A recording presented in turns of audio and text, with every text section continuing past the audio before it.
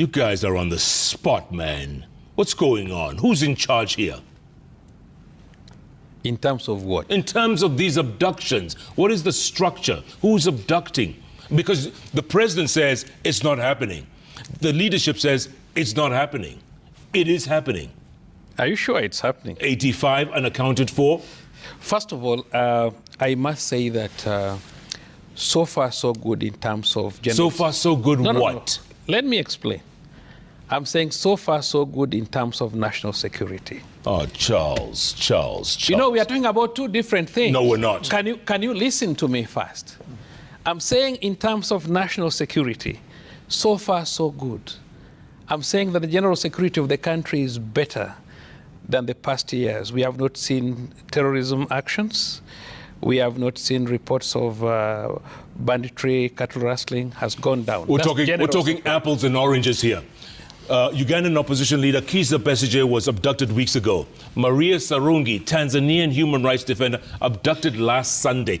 Headlines in the paper says Kenya is not a safe haven anymore. I'm quite impressed with what Maria said.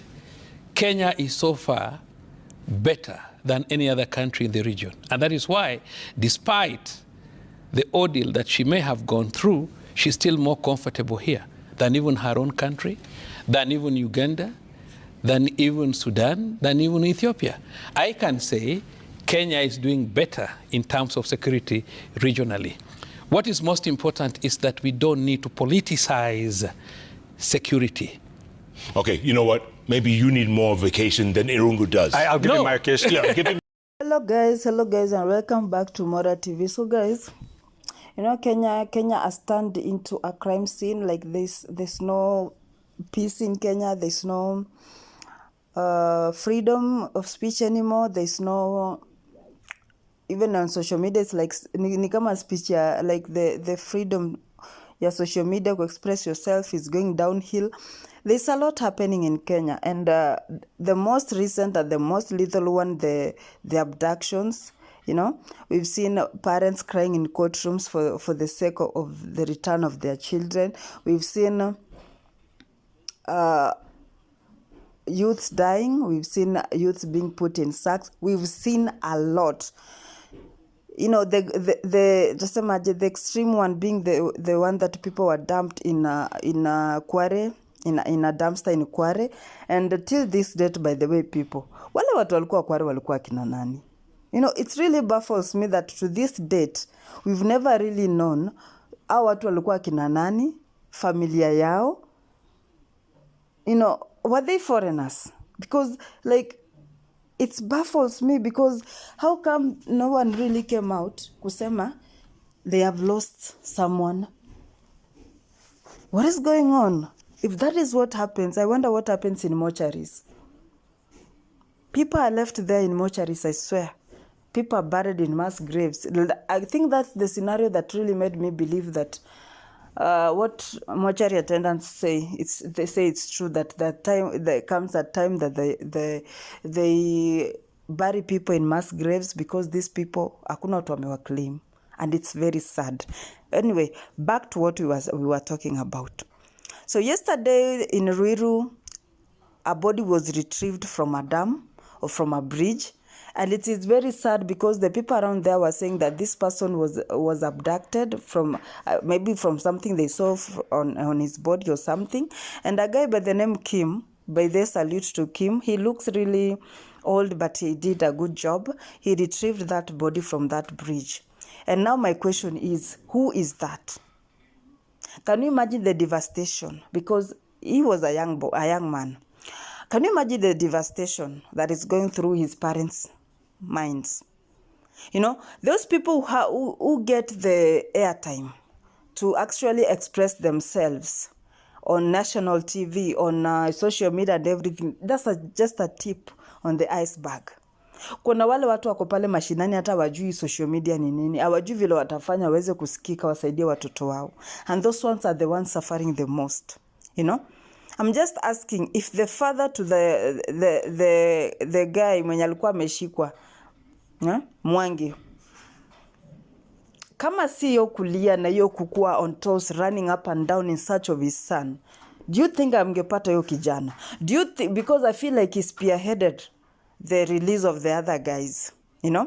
Though that your abduction ilikuwa inakaa, I don't know what, but God knows. I don't want to really make jokes of somebody's misfortune or somebody's situation, but ilikuwa inakaa shady yo, but it's okay.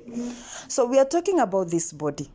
And you saw on Citizen TV, Jeff Koinange asking the former police spokesman, akimuuliza tu vizuri, Charles Owino, okay?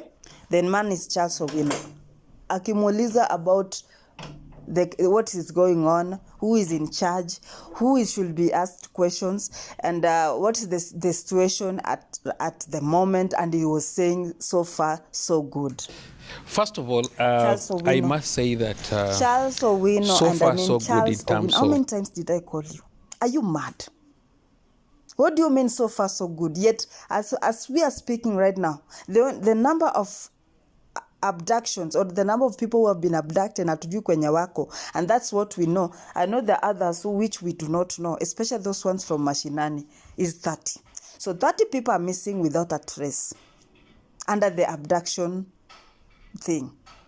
And Mr. Charles Owino, former police spokesman, comes out and says, so far, so good.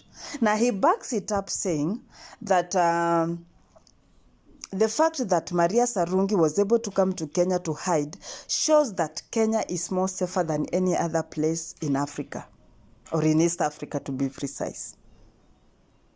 You know, sometimes I wonder what these leaders want, or what these leaders wanavutanga nini, because some statements just cannot be said.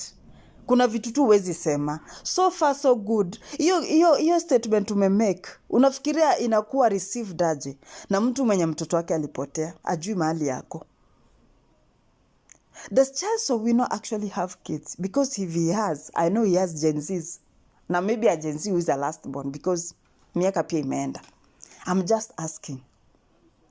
Leo hii amuke tu na sijue mahali mtoto wake yako. How will that feel? What, if that same pain is shoved, how will he feel, or how will he handle it? Does he know the pain of actually, I feel like sometimes it's better to just lose your child, umziko ukijua alikufa, kuliko mtoto wako ako mahali ujue anateswa kiasi gani, ujue anapitia nini. Then a whole leader, former police spokesman, amuke akwambie so far so good. Hata Maria Sarungi alikuja kujificha Kenya because Kenya is the safest there is in East Africa. Shame on you.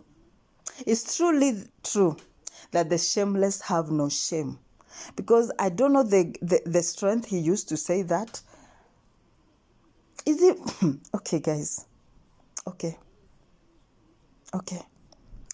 This abduction thing, nobody's coming out to say, I'm in charge of this problem and I'm gonna solve it. And that is what is even itching more.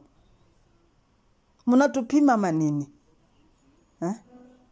Kuna NIS, kuna wewe mwenye sijui ulikuwa former what.